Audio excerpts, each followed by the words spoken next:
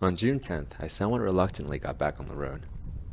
While I would have liked to have taken a day off in Oklahoma City, there was a strong tailwind that day that I just couldn't pass up. At the time of setting out, my end destination was still up in the air. Once I got to my first stopping point, 50 miles in, I decided to push on to Lawton, another 55 or so miles to the southwest. With the wind, it wasn't too much trouble, and I made it into town in good time, happy with the day's distance. I got out of Lawton early the next morning and rode west on Route 62.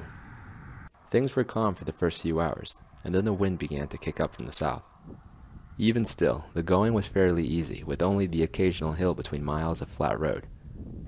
I'm not sure when, but at some point the landscape had changed drastically. The land was getting sparser. Greens were giving way to browns and yellows, and suddenly there were outcroppings of red rocks in the distance. After about 60 miles on 62, I turned south onto Route 6. I couldn't help but laugh as the wind slowed me down, cutting my speed almost in half. Thankfully, it was only 6.5 miles to my destination of Olustee, Oklahoma, and as I was planning on taking the next day off, I didn't mind too much. Once I reached the house, I was surprised to find that my host also hosted workaways, travelers who do odd jobs around the house or property in exchange for food and board in order to experience the location from a local's point of view. There were 5 workaways when I arrived, and after meeting them, we shared a meal before unpacking my bags and settling in for the day. After doing some work on the computer, I went for a walk to Olustee's one and only convenience store. I ran into the town's maintenance supervisor, who I had met the day before and was a friend of my host.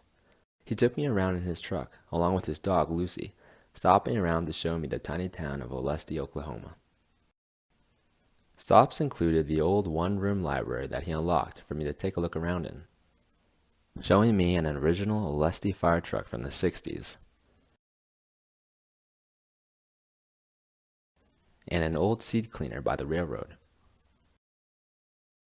We passed by the recently painted mural on our way to the convenience store, where he bought me lunch before heading back out to do some work around town.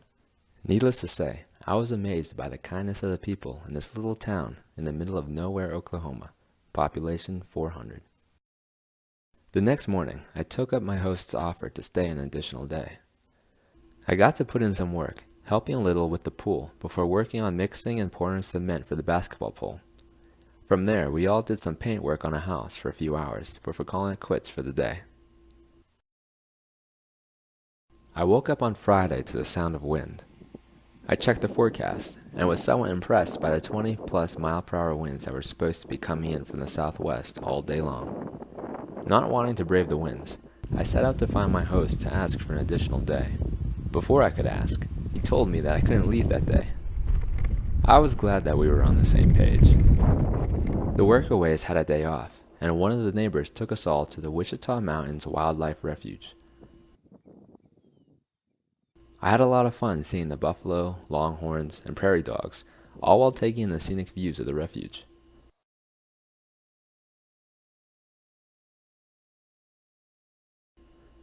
After the outing, we returned to Olustee, and there was a fun bike riding lesson before we all sat back and relaxed for the rest of the day.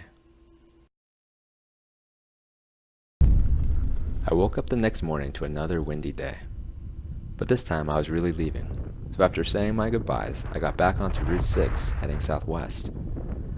My course took me into the wind, which made the going slow, but I didn't mind too much.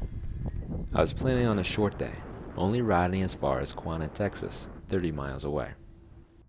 From there, my sister picked me and my bike up and drove us back to Lubbock, Texas. A 2.5-hour drive by car, a 2.5 days ride for me. I was really fortunate that she was able to pick me up. It allowed me to spend the extra days in Olustee, while also ensuring that I had plenty of time to visit with my sister before she left on a business trip. The end of my 11th week saw me in Lubbock, Texas. We spent the day relaxing at the house, being entertained by our 2 dogs while catching up, the last time seeing each other having been about 4 years before.